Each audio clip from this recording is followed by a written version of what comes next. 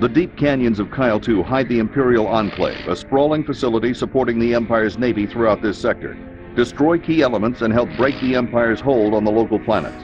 Alright, so this mission is going to be somewhat like our last mission in the Imperial Construction Yard. It's basically a destroy all enemies mission. The difference is that this time we are not going to be stuck in a speeder. We're going to be flying a different craft. The Y-Wing. Let's go ahead and get our craft bio from General Riken.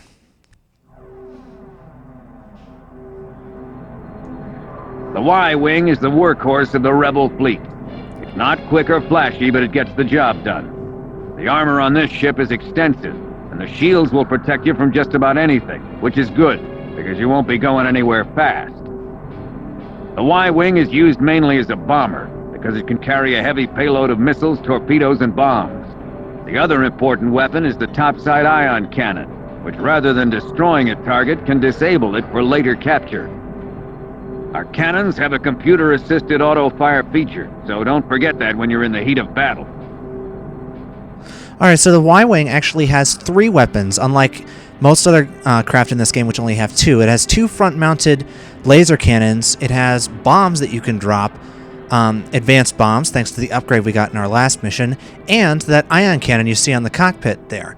All 3 of these we can use in-game, and I'm going to teach you all. Obviously, the lasers are just your basic laser. Even though there's only 2 of them, they actually fire much slower than the A-Wings. So that makes the Y-Wing not a very good dogfighter because he doesn't really have a rapid-fire weapon that you can use. But the bombs make it an excellent ground attack craft, obviously. That's what it's designed for. Rogues, listen up. Kaizen has given us another Imperial military location. It's a large spaceport located at the end of this canyon. We're using Y-Wings because of their greater firepower, but they move like a sleepy hut, so watch it.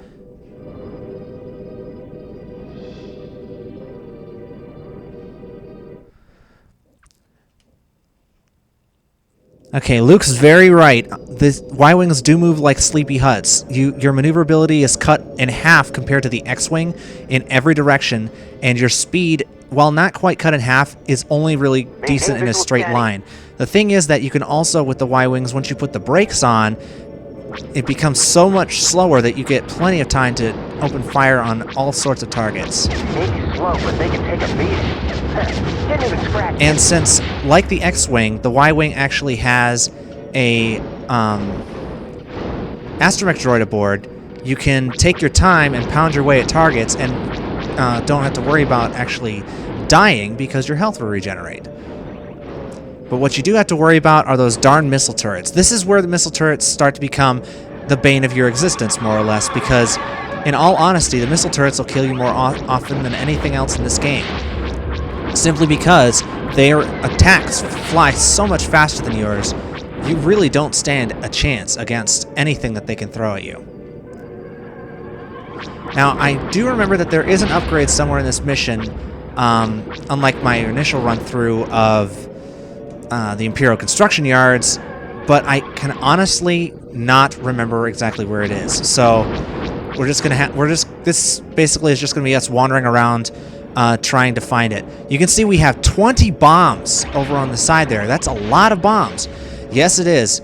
But the thing is that those bombs, missiles, those bombs do not regenerate. So you only have 20 bombs to use. Now you might think, well, that's still a whole lot, isn't it? Yes, it is, but the thing is that once you start using them, it can be very easy to go a little crazy with power and end up blowing yourself up. That's not fun.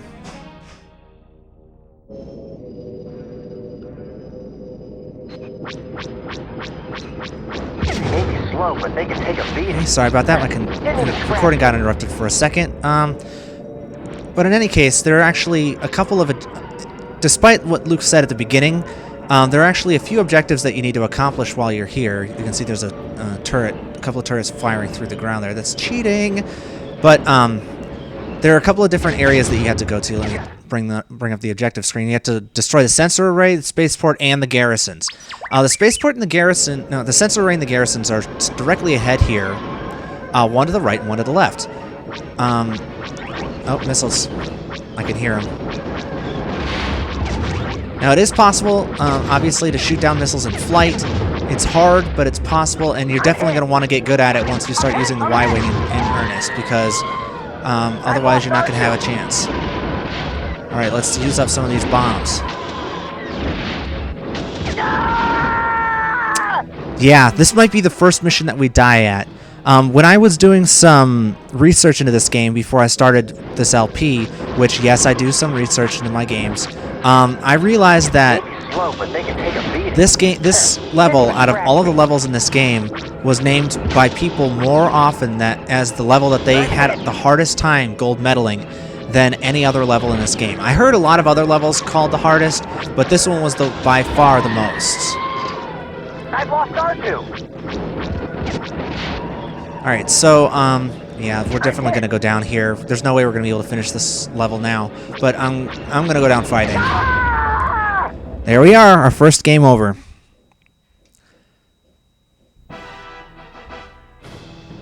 Yep. Oh, boy. So when you get a game over, it just basically shows you the bronze rankings, and then kicks you back to the medal screen, actually, not the title screen. You can see our ranking there. We are in 5th place on this cartridge of all of the missions being completed. You can see I have a top file up at the top there with everything 100%. So let's, I will meet you guys back in the mission, okay? No need to watch all that again. Alright, so now that we're back, I can explain to you that, remember when I said that the Y-Wing has 3 weapons?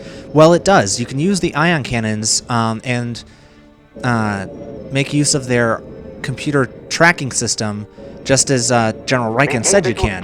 The thing is that with the ion cannons, since they're located on the top of the cockpit, you can't fire them directly. So you have to rely on the AI of the ship to actually aim it for you. You fire it by pressing the right C button, same button that you press to close your S foils as an X-wing, and it actually fires. Unlike every other weapon in this game, except for the secondary weapons, it fires as fast as you can press the button. So it actually makes the Y-Wing a much better dogfighter if you just use your ion cannons when you're up against TIE fighters than using your regular lasers, because then you can just mash the ion cannon button and just fill the air with lasers. Now, the thing about the ion cannon fire is that it took me forever to realize that you could even fire the ion cannons, because it's so much... The actual fire for the ion cannons is blue instead of red, obviously. Well, not obviously, but it is. And that means that the actual lasers themselves are much harder to see, especially since a lot of this game is somewhat darker. And the blue is a very, very dark blue, almost a navy. So it's very easy just to hear the noise of it firing and not even realize exactly what's going on. Just die, why don't you?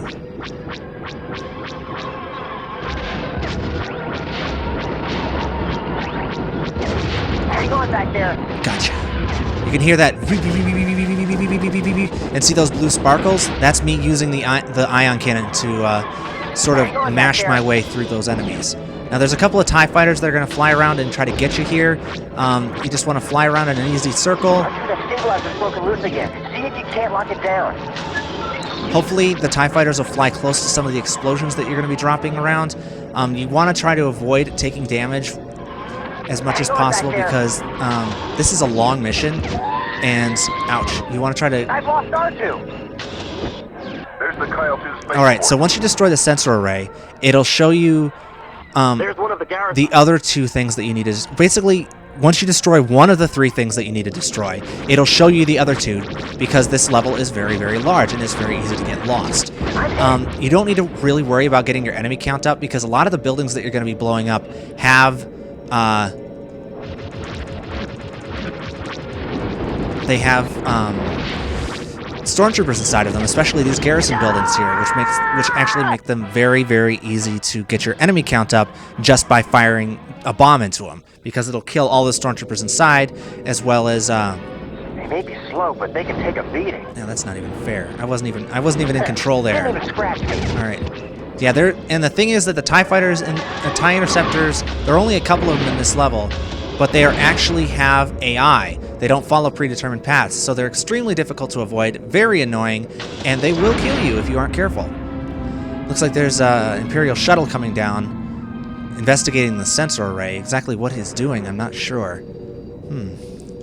We can go and shoot that shuttle down. It doesn't really do us much good there. That's about a 10-kill bomb right there. Let me see. I can demonstrate the ion cannon's effectiveness in a dogfight if I can just get closer to this TIE fighter. The thing is that the ion cannon does have a very limited range, so unless you get close, you're not going to hit anything. You might be on target, but you're not going to hit it. It's kind of like a shotgun in that way.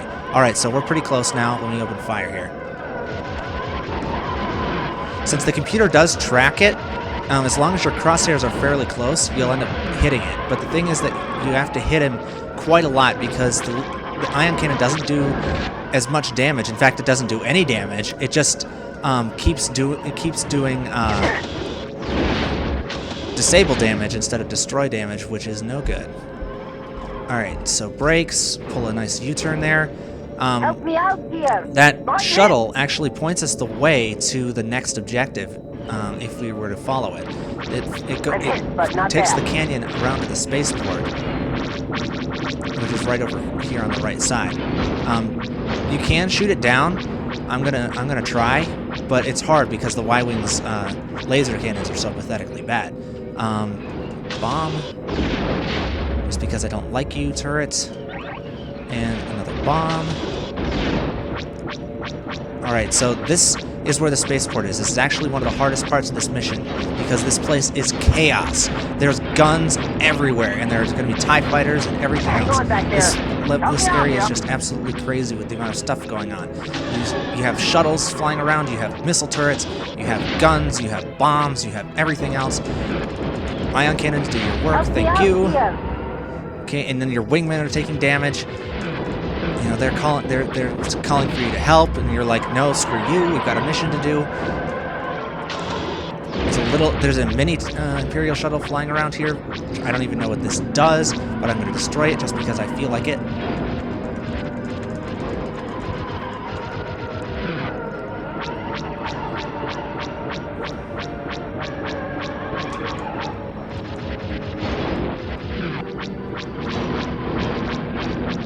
Whoa! Reverse osmosis, Smudge. How did that... Wait, what?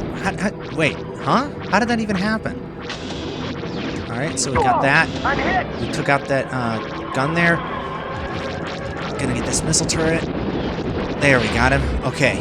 So now we got both of the missile turrets in this area. We can focus on getting the defensive guns as well as the spaceport facilities themselves. There's going to be a lot of stormtroopers and stuff running around. You don't even have to worry about them. Again, they'll usually die with your bombs, get you some free kills. There are a few TIE fighters flying around. You can take the time to destroy them if you want. You don't have to. It's actually better for your enemy count since you are a Y-wing instead of an X-wing or something like that to focus on destroying the ground structures since they're going to be a lot easier for you to get. Okay, so destroyed most of the major structures. Gotcha. I think there's just a few buildings left. That big building there is going to be the main one. Let's see if we can save a bomb. Yeah, alright. I don't know exactly what buildings are the criteria for the ones that you have to destroy, but the Y-wing does make a decently effective dive bomber if you're good with the ion cannons and you're able to mash buttons fairly well. There we go. It's an ambush. I don't know where they came from. I don't have nav control anymore. Uh-oh. Can't steer straight. Main computer offline. Targeting computer offline. We just off road 7. I can't... Get out of there, Wedge. Tommy, what happened? Wedge made it, but he's going to be captured for sure. I'm under a lot of fire.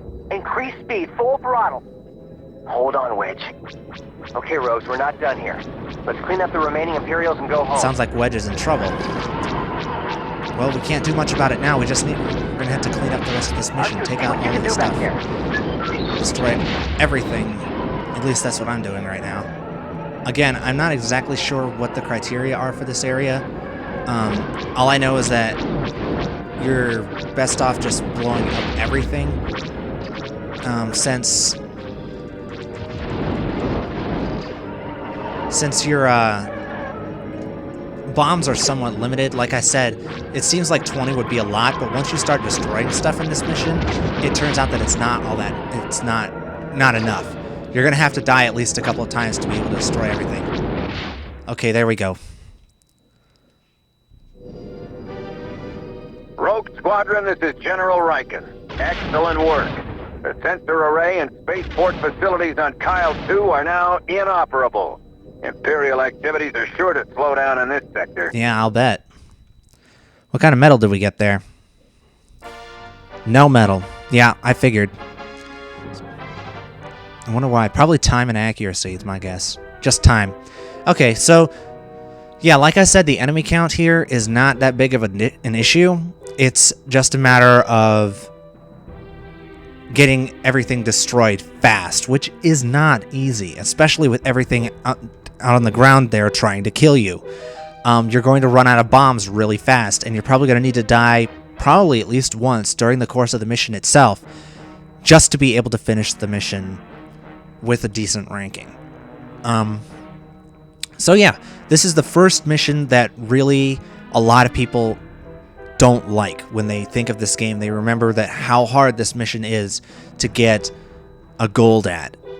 But, you know, we're going to try, right? So yeah, I'll be posting my gold medal run of this mission in a separate video, and I will see you guys next time on Let's Play Star Wars Rogue Squadron. Night, folks.